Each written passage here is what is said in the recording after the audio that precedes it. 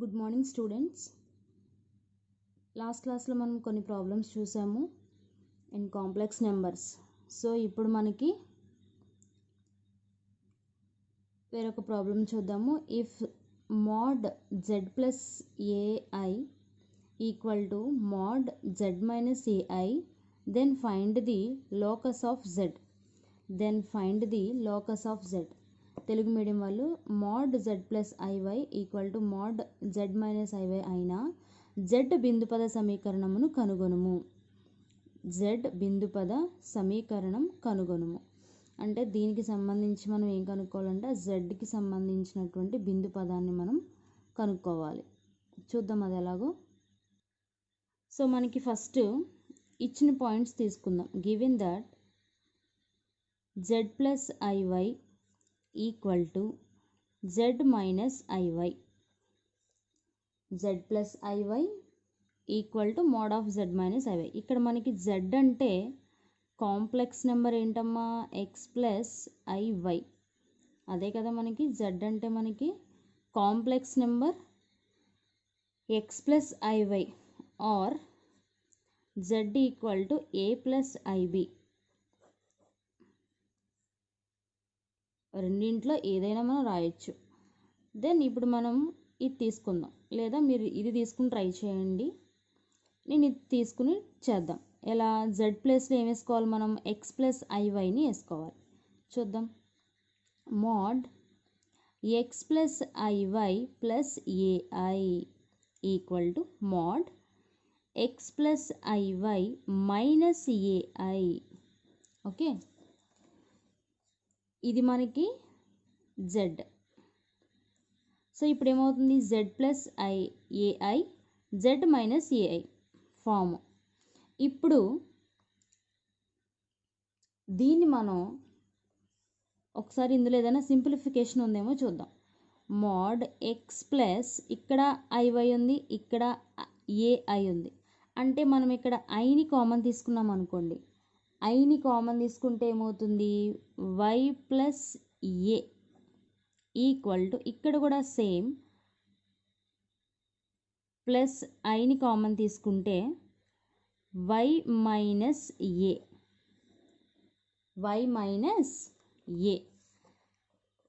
So ఇది మనకి ఎలా ఉంది, ఎక్స్ ప్లస్ ఐవై రూపంలో ఉంది. అంటే ఇది మనకి వై అయితే ఈ ఫామ్ ఎలా కనిపిస్తుంది అంటే మనకి ఏంటి, జెడ్డే కదా. అంటే ఏమవుతుంది, జెడ్. అంటే దీన్ని మోడ్ జెడ్గా రాసుకోవచ్చు.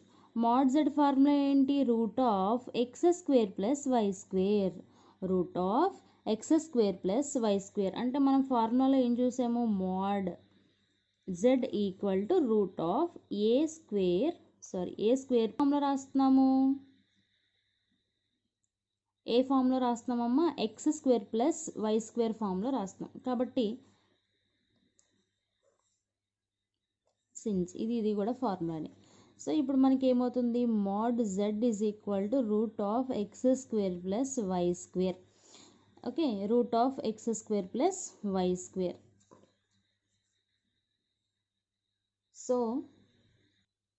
So X square plus why square కాబట్టి మనకి ఈ ఫామ్ని ఎలా రాయాలంటే root of X square plus why plus A whole square. ఇది X square plus why square. Why square అంటే ఏంటి మనకి ఇదే కదా, కాబట్టి Y square is equal to X square plus why minus A whole square. Root ఉంది కదండి మరి, సో రూట్. ఇప్పుడు బోత్ సైడ్స్ మనం స్క్వేర్ రూట్స్తో కనుక అప్లై చేస్తే ఏమవుతుంది, x square plus why plus A whole square of root equal to root of X square plus why minus A whole square. దీనికి ఏం చేయమంటున్నాడు, బోత్ సైడ్స్ మనం స్క్వేర్ రూట్ చేస్తున్నాం కాబట్టి ఈ స్క్వేరు ఇది క్యాన్సిల్ అవుతుంది. స్క్వేరు రూటు క్యాన్సిల్ అయితే ఇంకేముంది మనకి, X square plus why plus A whole square is equal to X square plus why minus A whole square. So ఈ ఫామ్ని మనం ఎలాగా కన్వర్ట్ చేసుకోవచ్చు అని అంటే x square plus why square plus a square plus 2ay is equal to X square plus why square, okay, x square plus why square plus a square minus 2ay minus 2ay. ఇప్పుడు ఈ ఫామ్ని యువతలకు తీసుకెళ్ళామనుకోండి, ఏమేమి cancel అవుతాయి? X square cancel అవుతుంది, y square cancel అవుతుంది, ఏ square cancel అవుతుంది. ఇంకేముంది మనకి? ఇది యువతలకు తీసుకొస్తే మనకి ఈ 3 క్యాన్సిల్ అయితే 2ay plus 2ay equal to 0. ఎందుకని? ఇది మనకి యువతలకు వస్తుంది కాబట్టి ఈ ఫామ్ అంతా కూడా x square why square A square అనేది క్యాన్సిల్ అవుతుంది. ఈ మైనస్ యువతలకు వస్తే ఏమవుతుంది? ఎడిషన్ అవుతుంది. కాబట్టి ఈ రెండింటిని యాడ్ చేస్తే ఏమవుతుంది? 4ay equal to 0. ఇప్పుడు మనకు కావాల్సింది ఏంటి? y వాల్యూ కావాలి. ఓకే, ఇక్కడ x వాల్యూ కాదు, y వాల్యూ కావాలి. y వాల్యూ కావాలంటే y is equal to 0. y equal to 0. Okay అమ్మా, అర్థమైందా? ఒకసారి క్వశ్చన్ మళ్ళీ ఒకసారి చూసుకోండి. మనకి ఈ రెండింటికి సంబంధించి z యొక్క లోకస్ని మనకి ఫైండ్ అవుట్ చేయమన్నాడు. z యొక్క లోకస్ని ఫైండ్ అవుట్ చేయమంటే మనకి ఇచ్చిన గివెన్ పాయింట్స్ తీసుకుంటాం. ఇచ్చిన గివెన్ పాయింట్స్ తీసుకుని ఇప్పుడు z అంటే ఏంటని తెలుసు? కాంప్లెక్స్ నెంబర్ అని తెలుసు. సో కాంప్లెక్స్ నెంబర్ని మనం అప్లై చేసుకుంటే mod X plus I into Y plus A equal to mod X plus I into Y minus A. Okay, దీన్ని మనం ఎలా మార్చుకున్నాము? Mod Z is equal to root of X square plus why square, ఇది formula. So X square plus why square కాబట్టి మనం ఇక్కడ ఈ ఫామ్ని రూట్ చేస్తే మనకి ఏమొస్తుంది? Root of X square plus why plus A whole square equal to root of X square plus why minus A whole square. దీన్ని బోత్ సైడ్స్ మనం స్క్వేర్ రూట్ చేస్తే ఏమవుతుంది? ఈ స్క్వేర్ రూటు క్యాన్సిల్ అవుతుంది. కాబట్టి ఇంకేం మిగిలింది మనకి? X square plus why plus A whole square equal to X square plus why minus A whole square. ఇది ఎలా ఉంది? A plus B whole square రూపంలో ఉంది కాబట్టి A square plus B square plus 2ab. అలాగే A square plus 2 square A square plus B square minus 2ab. కాబట్టి ఈ form ఇవతలకి వెళ్తే ఏమవుతుంది? ఈ 3 ఎలిమెంట్స్ మనకి క్యాన్సిల్ అవుతాయి. సో ఈ మైనస్ ఇటువైపుకి వస్తే మనకి ప్లస్ ఎడిషన్ అవుతుంది. కాబట్టి ఈ రెండింటిని యాడ్ చేస్తే ఏమవుతుంది? 4ay equal to 0. ఇక్కడ మనకు కావాల్సింది ఏంటి? y వాల్యూ కావాలి కాబట్టి y ఈజ్ ఈక్వల్ టు ఈ రెండు అవతలకి వస్తే ఏమవుతుందమ్మా? 0. ఓకే, అర్థమైందమ్మా? Next problem. Then next problem చూడండి.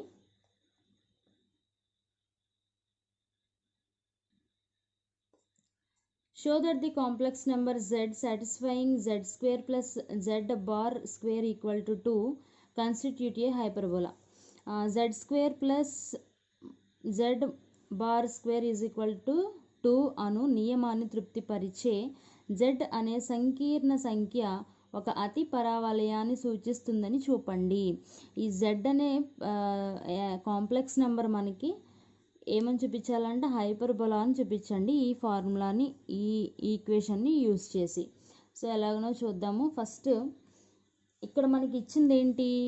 గివెన్ పాయింట్ మనం రాసుకోవాలి. గివెన్ పాయింట్ ఏంటి? Given that Z square plus Z bar square equal to 2.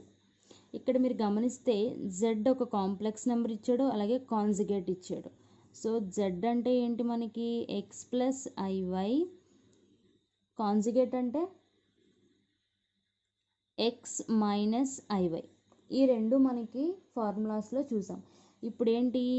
ఈ z ప్లేస్లో ఈ ఫామ్ని వేసుకోవాలి, z బార్ ప్లేస్లో ఈ ఫామ్ని వేసుకుని ఈ ఈక్వేషన్లో సబ్స్టిట్యూషన్ చేస్తే ఏమవుతుంది? X plus i y whole square plus x minus i y whole square equal to 2.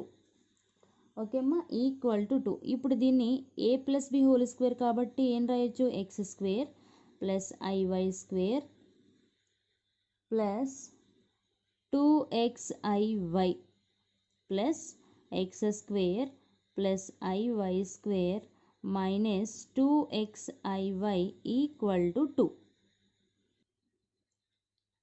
Okay, ఇప్పుడు చూద్దాం. ఎక్స్ స్క్వేర్, ఇక్కడ ఐ స్క్వేర్ అంటే ఇక్కడ మనకి హోల్ స్క్వేర్ కదా అవుతుంది. ఇది అంటే ఏంటి, స్క్వేర్ దీనికి మనం దీనికి అవుతుంది, దీనికి కూడా స్క్వేర్ అవుతుంది. కాబట్టి ఐ స్క్వేర్ అంటే మనకి ఏం తెలుసమ్మా, ఐ స్క్వేర్ అంటే -1 అని మనకి తెలుసు కదా. అంటే ఏంటి, ఇక్కడ మనకి ఏమవుతుంది, ఐ స్క్వేర్ అంటే -1 ఇంటూ వై స్క్వేర్ అంటే ఏమొస్తుంది, -y స్క్వేర్ అవుతుంది. Plus 2xiy plus x square, ఇది కూడా ఏమవుతుంది, -y square -2xiy equal to 2. ఇక్కడ ప్లస్ xiy -2xiy క్యాన్సిల్ అవుతుంది. ఇంకేం మిగులుతుంది మనకి, 2x square -2y square equal to 2. ఈ 2ని యువతలకు తీసుకొచ్చామనుకోండి, 2x square -2y square -2 equal to 0. ఇప్పుడు ఇందులోని 2 ఉంది, ఇక్కడ 2 ఉంది, ఇక్కడ కూడా 2 ఉంది. కాబట్టి 2ను కామన్ తీసుకుంటే ఏమవుతుంది, x square -y square -2 equal to 0.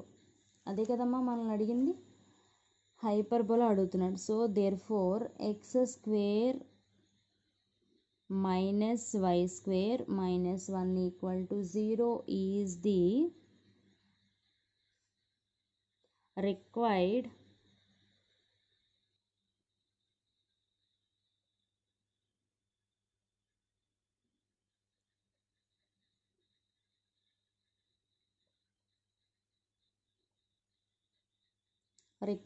hyperbola function.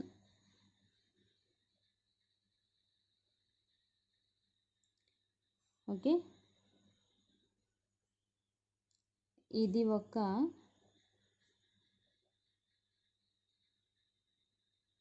అతి పరావలయ సమీకరణం. ఇది ఒక అతి పరావలయ సమీకరణం.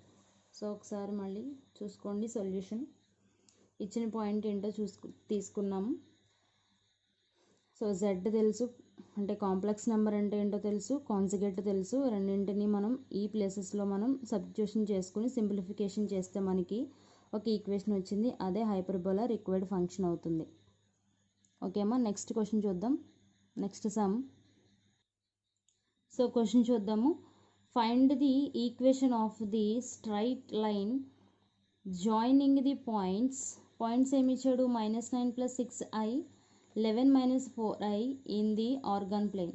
ఆర్గాన్ తలంలో 9 + 6i 11 - 4i అనే బిందువులను కలిపే సరళ రేఖా సమీకరణమును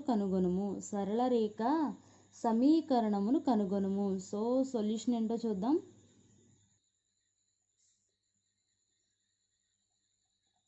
గివెన్ కాంప్లెక్స్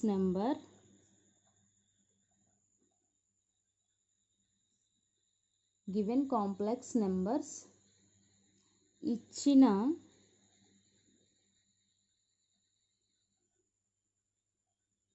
సంకీర్ణ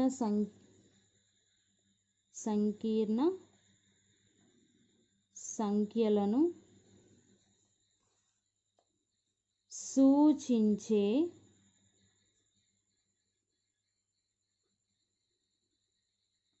బిందువులు.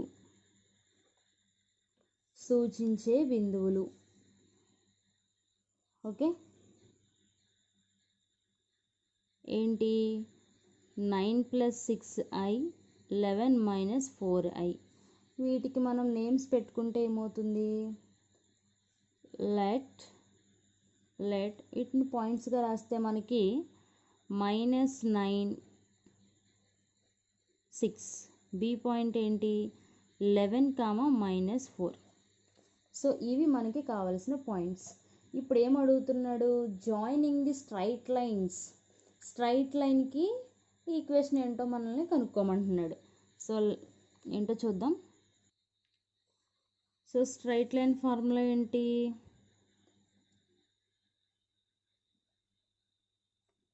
Slope of AB is A B వాలు m equal to y2 minus y1 by x2 minus x1, y2 minus y1 by x2 minus x1.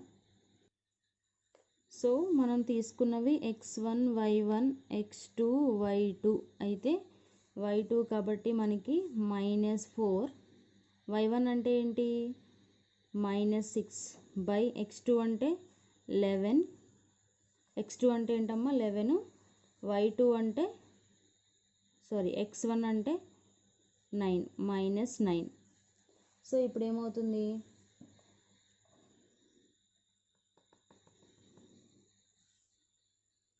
అంటే ఇక్కడ మనకి +9, ఎందుకని ఆల్రెడీ మనకి ఇక్కడ మైనస్ ఉంది, ఇక్కడ ఫార్ములాలో మైనస్ ఉంది, మైనస్ ఇంటూ మైనస్ ప్లస్ కాబట్టి +9. ఇప్పుడు చూడండి -10/20 -10/20 అంటే -1/2.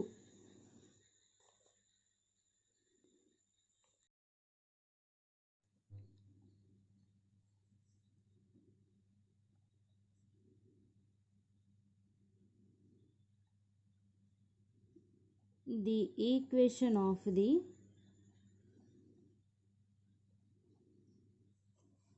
straight line,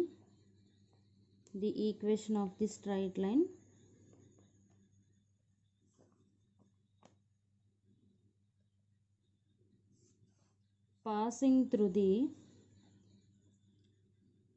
point A equal to -9, 6 of slope m is -1/2 is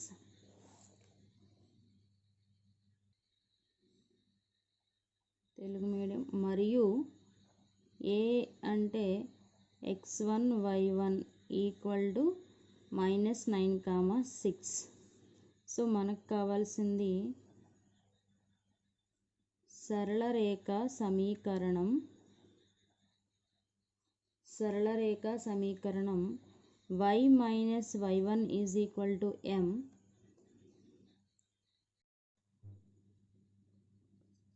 so formula ఇది మనకు కావాల్సిన ఫార్ములా. సో ఇక్కడ మనకు ఒక ఈక్వేషన్ కావాలి కదా, y1 అంటే ఏంటి, ఇక్కడ మనకి ఇది కదండి, y1 అంటే 6 ఈజ్ ఈక్వల్ టు అగైన్ మనకి m అంటే వాల్యూ ఎంత వచ్చింది -1/2, x అంటే తెలియదు, x1 అంటే తెలుసు మనకి ఏంటమ్మా -9 అంటే +9. ఓకే, ఇప్పుడు చూద్దాం. ఈ 2 యువతలకి వెళ్ళింది అనుకోండి, ఈ కింద డినామినేటర్లో 2 మనకి ఈ సైడ్కి వెళ్తే ఏమవుతుంది 2y - 12 is equal to -1 -9 -x -9 అవుతుంది. ఇప్పుడు ఏం కావాలి, మనకు ఒక ఈక్వేషన్ కావాలి. ఇప్పుడు ఈ మైనస్ టర్మ్ని ఇటు సైడ్కి తీసుకెళ్తే మనకి ఏమవుతుంది ప్లస్ అవుతుంది, అంటే +x + 2y -12 + 9 equal to 0. Okay, x + 2y - 3 equal to 0. ఇదే మనకి కావాల్సినటువంటి straight line. So is the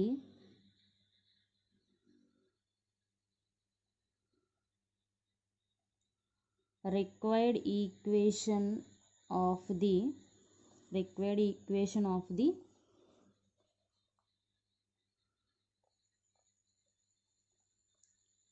straight line. ఒకసారి మళ్ళీ ప్రాబ్లం ఒకసారి చూసుకోండి. ఎవరో అన్నారు ప్రాబ్లం సమ్స్ సరిగా కనిపించడం లేదు అని అన్నారు. ఒకసారి చూడండి, ఇంకా నేను బెటర్గా చేయడానికి ట్రై చేస్తాను మీకోసం. సో ఇచ్చిన క్వశ్చన్ ఇది, మనకి ఏం కావాలో ఫార్ములాస్ని యూస్ చేసుకుంటూ చేయొచ్చు. సో సేమ్ మోడల్ నేను మీకు ఒక ప్రాబ్లం ఇస్తాను, హోంవర్క్ చేయండి అమ్మా. సేమ్ మోడల్ పాయింట్స్ అయితే ఇచ్చాను నేను మీకు. పాయింట్స్ని సేమ్ మనకి ముందు ప్రాబ్లంలో పాయింట్స్కి ఈ పాయింట్స్ ఇచ్చానమాట. సేమ్ అదే మెథడ్ అదే మోడల్లో చేయండి, ఇదే ప్రాబ్లము. సో అందరూ ట్రై చేయండి అమ్మ. ఈ ఒకటే హోంవర్క్ ఇచ్చాను. నెక్స్ట్ వీడియోలో రిమైనింగ్ సమ్స్ చూద్దాం.